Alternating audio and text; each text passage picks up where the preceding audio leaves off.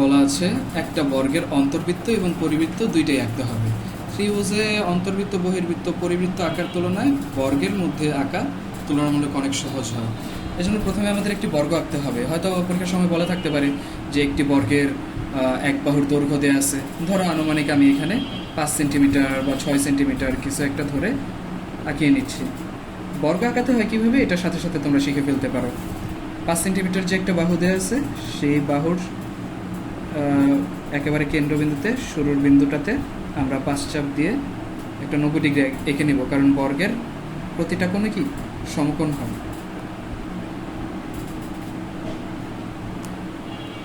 দুইটা, তিনটা, চারটা, পাঁচটা, 5 চাপ হয়ে গেল।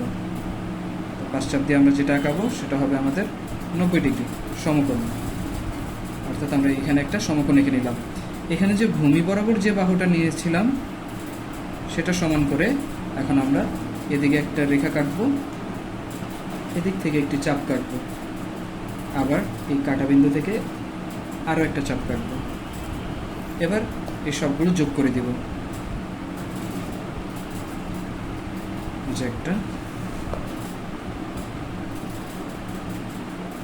এই যে একটা হয়ে গেল আমাদের কাঙ্ক্ষিত বর্গটা।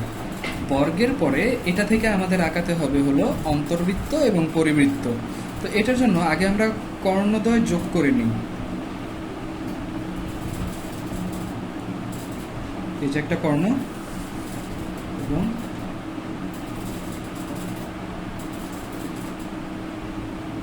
এই যে একটা কর্ণ, দুটো কর্ণ হয়ে গেল।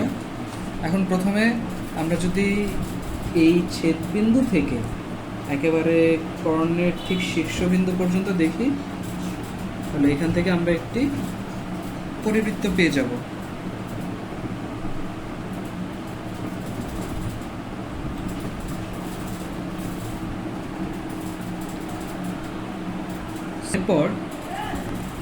এরপর এখান থেকে আমরা দুইটা চাপ নিই এই রেখাটার উপর, একটা, দুইটা। এই যে দেখো, আরো ক্লিয়ার করে দেখাচ্ছি। এখান থেকে একটা, এখান থেকে একটা, একই মাপে দুইটা চাপ নিলাম। এই দুইটা চাপ নেওয়ার পরে আমরা এই সেন্টার থেকে, এখানে যে সেন্টারটা পেয়েছি, এখান থেকে আরো দুইটি চাপ নিব। অর্থাৎ এখানে আমরা লম্ব আঁকানোর চেষ্টা করছি। তো এই ছেদবিন্দু দিয়ে কেন্দ্র থেকে যদি আমরা একটা লম্বা দাগ টানি, তাহলে সেটা হয়ে যাবে আমাদের সেন্টার, অর্থাৎ লম্বটা। এই লম্ব থেকে আমাদেরকে অন্তর্বৃত্তটা আঁকতে হবে। এসে দেখো, এই পরিমাণ মান নিয়ে আমাদের এটা আঁকতে হবে।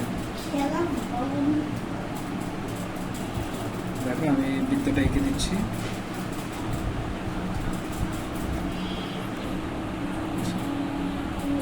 এই মাপ নিয়ে আমরা সেই অন্তর্বৃত্তটাও এঁকে ফেললাম।